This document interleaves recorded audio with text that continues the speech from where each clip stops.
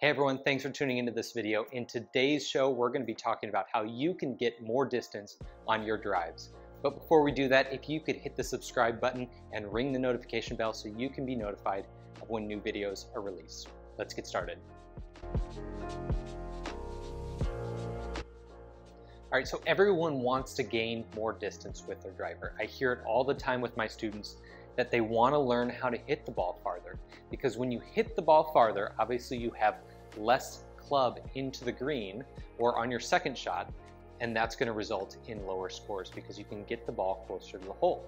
Now, as we watch the PGA Tour and all professional golf right now, that's all the rage, is how to get more distance, because they understand the same concept.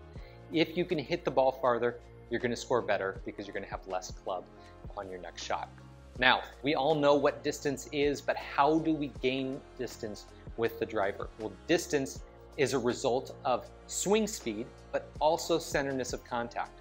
I see students all the time that are trying to hit the ball farther, and they do that by just swinging harder. They think, if I swing harder, the ball is going to go farther. But what often happens when we swing harder is that we miss the center of the face. And when we miss the center of the face, it goes shorter. We know that, but we oftentimes don't act like we know that when we're trying to hit a good golf shot.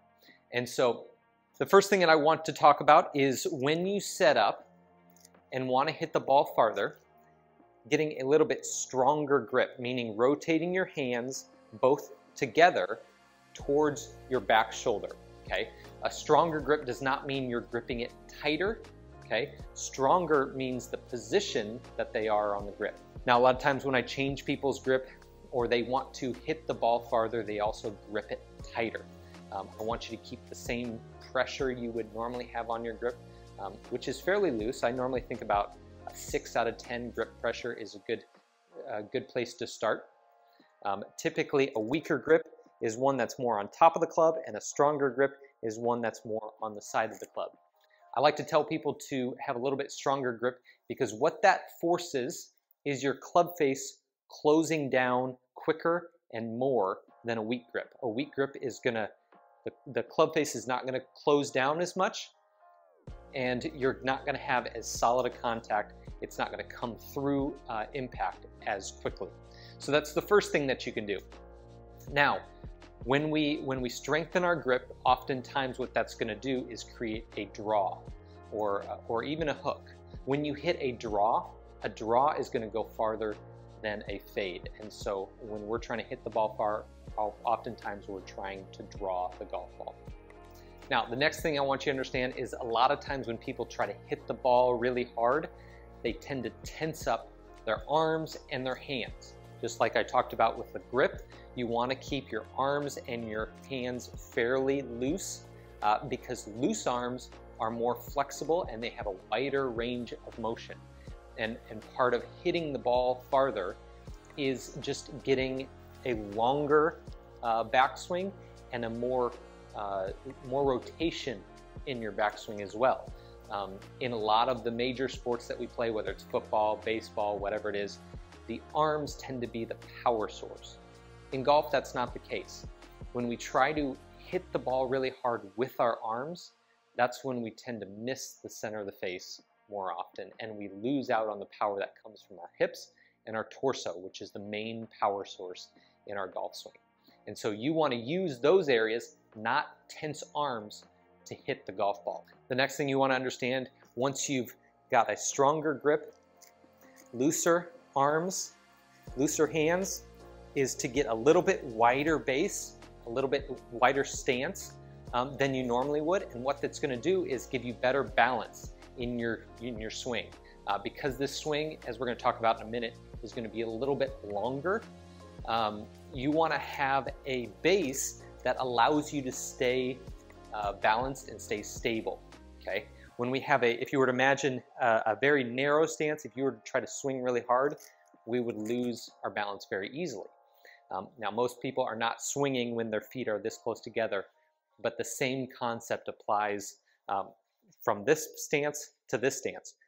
This wider stance is going to be more balanced and a stronger position. So a little bit wider stance, loose arms, loose hands with a stronger grip And that is how I want you to start the setup before you swing.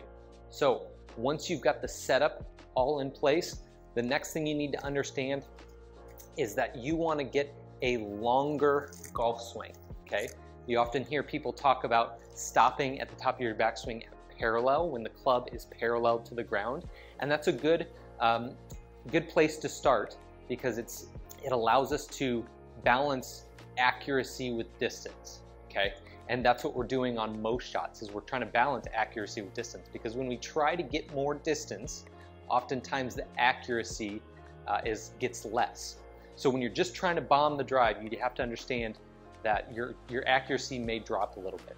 So we want to get a backswing that's as long as possible, because the longer the swing is, the more time the club has to speed up through impact. And the more club head speed you have, as long as you hit the center of the face, like we said earlier, the more distance you're going to have.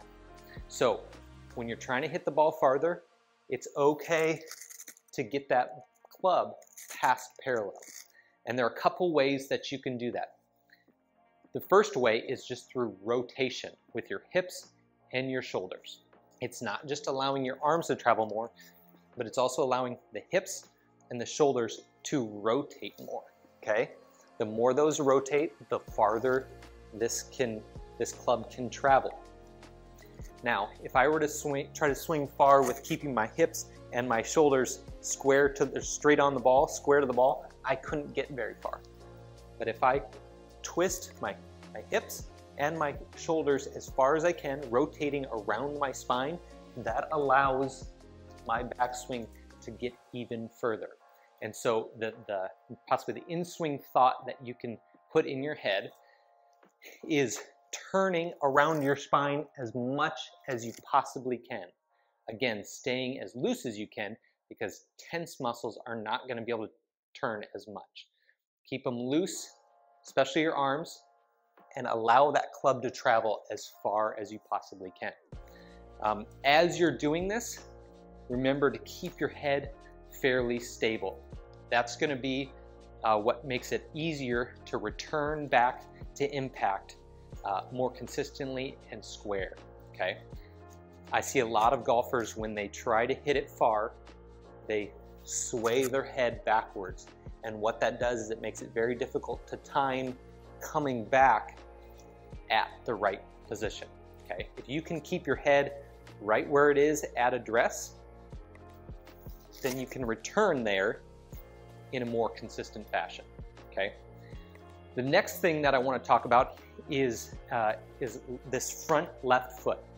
Now, in the modern game, a lot of players you're going to see keep that foot fairly flat. If you look back through history, guys like Arnold Palmer, Jack Nicklaus, a lot of those guys from that generation tended to lift their foot, okay? And what that allowed for is a little more hip rotation and shoulder rotation and getting that club a little bit farther. Now, when you are rotating around your spine, that doesn't mean that your weight stays in the center of your stance. You're not going to lean towards the target. You're still going to shift weight onto that back foot, because that's partially what helps get some power too. Shifting the weight from the back foot to the front foot without swaying is important. So when we lift the foot, it's partially shifting weight onto the back foot that can be transferred through impact to create more distance as well. So me personally, when I'm trying to hit a longer golf shot, I let myself lift that heel a little bit in order to get more rotation. Now, be careful when you do that, because that head tends to sway a lot, okay? You can lift it while still keeping your head fairly still. Now, the final thing I want to talk about is, once you've done these things, once you've gotten the top of the backswing, I want you to lead with this back hip.